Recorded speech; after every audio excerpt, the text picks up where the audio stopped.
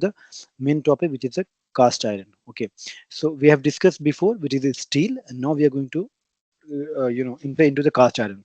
So with the major difference in between the cast iron and the steel is the steel which is having less than 2% carbon in iron, and if more than 2% carbon up to 6.67% carbon into the iron is known as cast iron, right? So the basic and the broad difference between the cast iron and steel is that the carbon content into the iron, if that is up to the 22%, then it is known as steel, and or you could say less than 2% carbon is present into the iron is known as steel, and more than 2%, and we know that the maximum solubility of a carbon into iron is only 6.67%, right? So that is 2 to 6.6% is known as cast iron.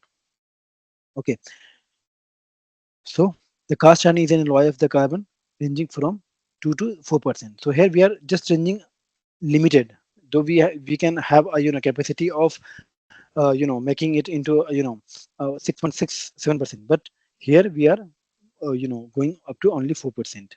Okay, and the silicon, and as I have already told you that in any alloy that we need to incorporate some other elements as well, so that to enhance the other properties along with their main target. Okay, so known as it's for the excellent stability, castability, and versatile properties.